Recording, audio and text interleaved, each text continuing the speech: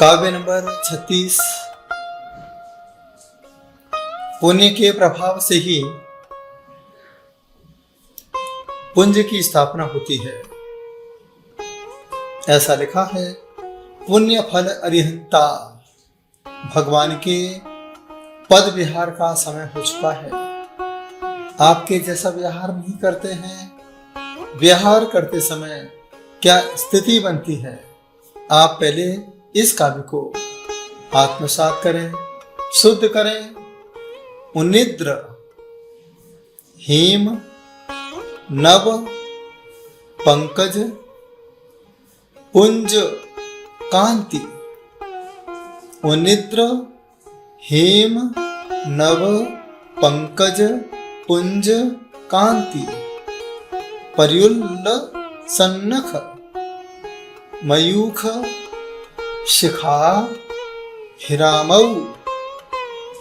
पर्युल्ल सन्नख मयूख शिखा भिरामौ।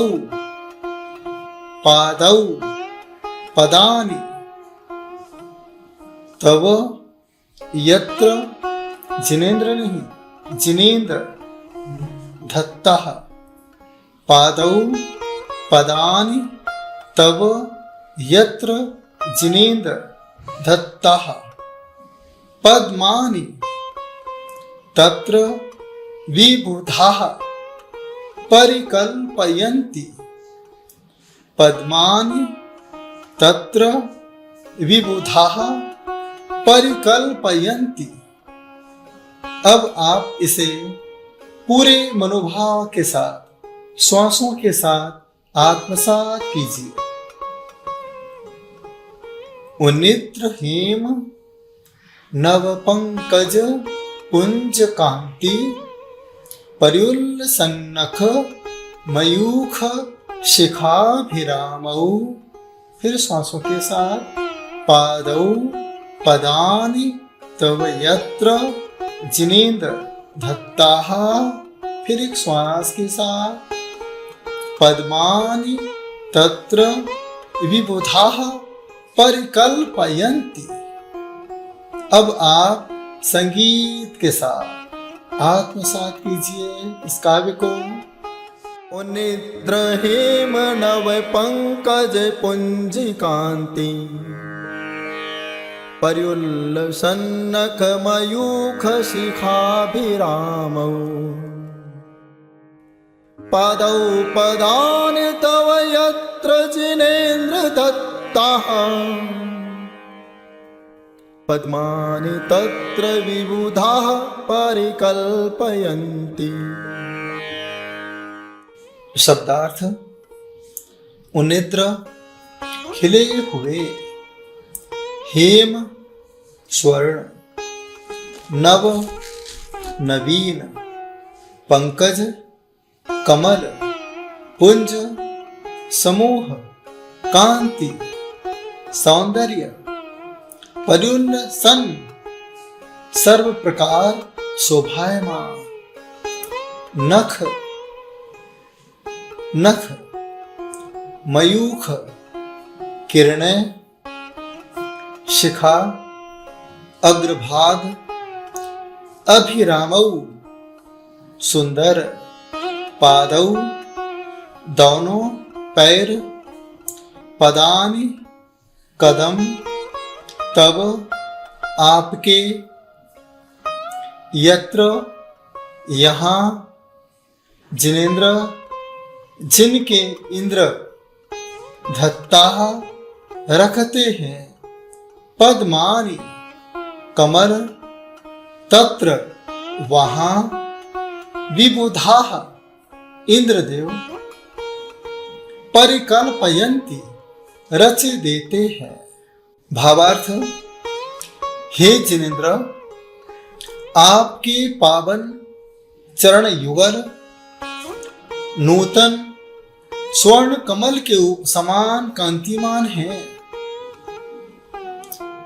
उनके नखों से चारों दिशाओं में चमचमाती मनोहर किरणें विस्तृत हो रही हैं। धर्मोपदेश करने के लिए गमन करते समय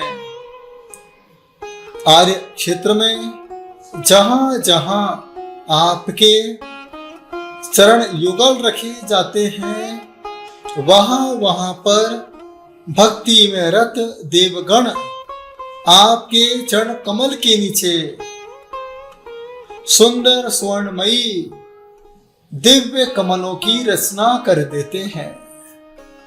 पुण्य देखिए, भगवान विहार कर रहे हैं,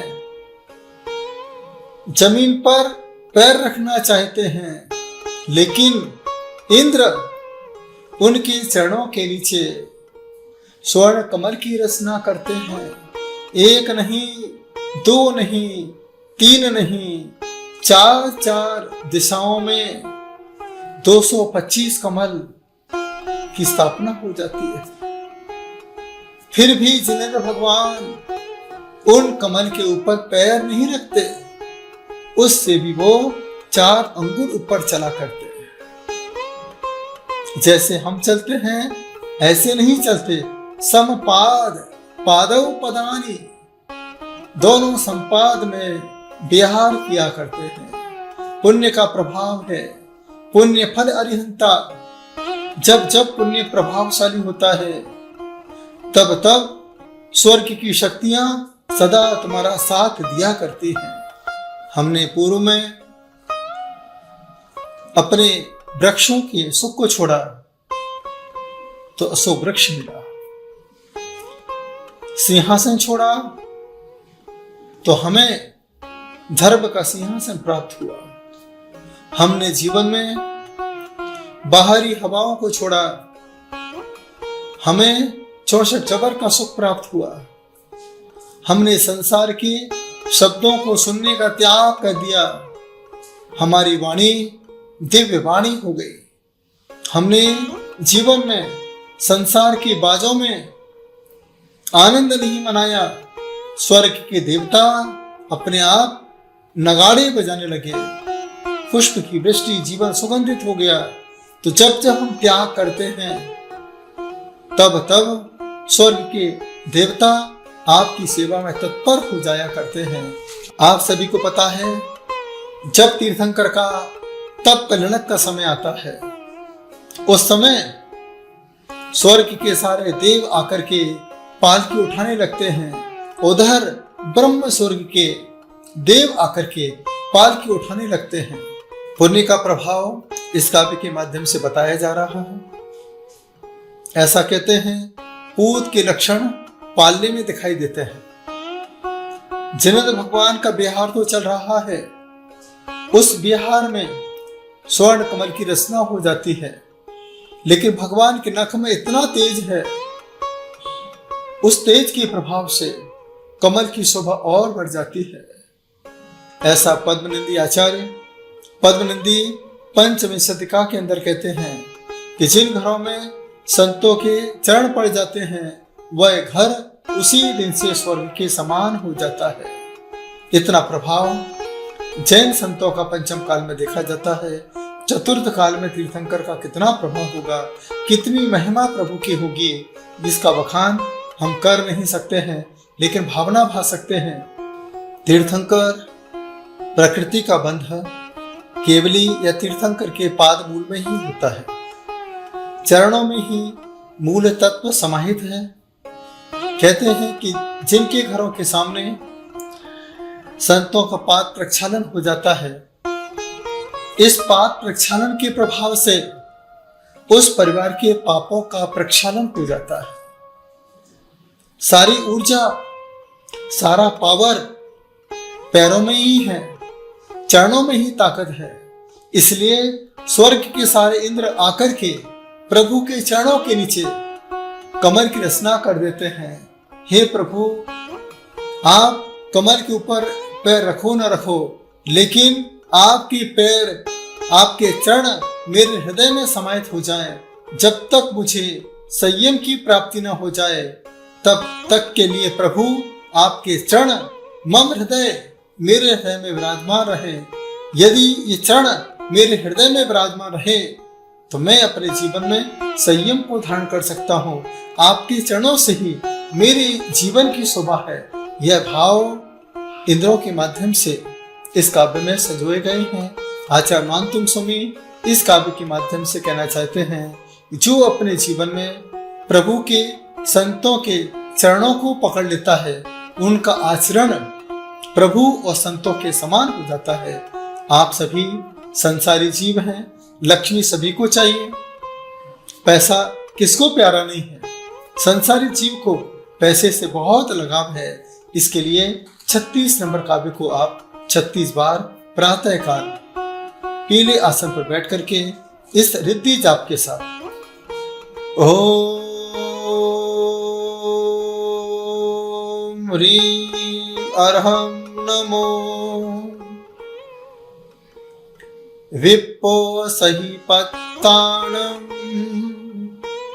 झ्रौं झ्रौं नमः स्वाहा।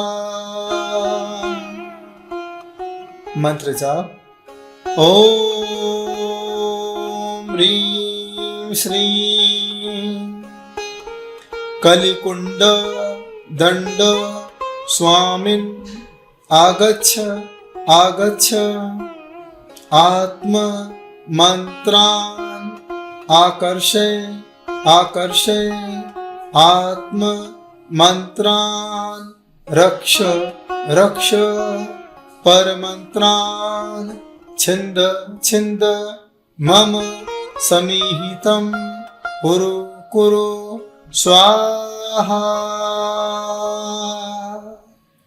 अभिषेक आरती एक कलश की स्थापना करके घी का दीप लगा करके पीले आसन पर बैठ करके पूर्ण शुद्ध भावों के साथ इस काव्य का रिद्धि और मंत्र के साथ 36 दिन तक कम से कम साधना करें। यह काव्य अपने आप में प्रभावशाली है। हर व्यापारी को इस यंत्र के साथ काव्य रिद्धि और मंत्र की साधना करना चाहिए, जिसमें अकेले चलने का हौसला होता है। एक दिन उनके पीछे काफिला होता है। तीर्थंकर प्रभु अकेले चल रहे हैं, अकेले ही घर से निकले और आज पूरा स्वर्ग का काफिला, संसार का काफिला उनके पीछे लगा हुआ है। आप अकेले चलें, अकेले कदम बढ़ाते हुए शिखर की यात्रा करते करते उस शिखर के लक्ष्य तक पहुंचे। यह भाव लेकर के मानतुंग आचार्य ने 36 नंबर काव्य को लिखा है। जिनके कदम आगे नहीं बढ़ रहे हैं उनके लिए भी 36 नंबर काव्य है। जो जीवन में स्थायी बैठे हैं, आगे प्लान नहीं कर पा रहे हैं, क्या करें क्या नहीं करें, उनके लिए भी 36 नंबर काव्य है। आपके जीवन में आगे बढ़ने का चांस मिले, आपके कदम आगे बढ़े, इस भाव के साथ आप 36 नंबर काव्य की साधना करें।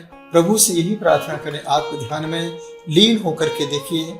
जब आपको ध्यान करना हो, ऐसे दोनों हाथों को नाभि के पास रख करके अपने शरीर के कमल की पॉइंट पर ध्यान कीजिए। जैसे हाथ को कहते हैं कर कमल, यहाँ पर ध्यान कीजिए। पैरों को कहते हैं चरण कमल, यहाँ पर ध्यान कीजिए। हृदय को कहते हैं हृदय कमल, हृदय पर ध्यान कीजिए। नयन को कहते हैं नयन कमल, नयन कमल पर ध्यान कीजिए। और सिर के ऊपर सहस्रार चक्र है, उसे कहते हैं सहस्रार कमल, यहाँ पर ध्यान कीजिए। जहाँ जहाँ पर कमल कहा गया है, बस वहाँ पर इस काव्य को आत्मसात कीजिए। गहरी श्वास लेकर के देखते जाइए कि चारों तरफ कमल ही कमल बिछे हुए हैं, लेकिन हम उस कमल के मल से ऊपर हैं और अपने मन के अंदर निर्मलता के भाव को लिए हुए हैं। ऐसे भाव लेकर के गहरी श्वास लेते हुए अपने मन को आगे बढ़ाइए। उसकी चमक, उसकी प्रकाश के साथ इस मन को मंदिर तक लेके जाइए, मन के अंदर तक लेके जाकर के और अपने आत्मा के मंदिर में इसे स्थापित कर दीजिए। यह भाव लेकर के आज यह आत्मा मंदिर में स्थापित है, कल यही आत्मा सिद्ध शिला पर स्थापित हो सके।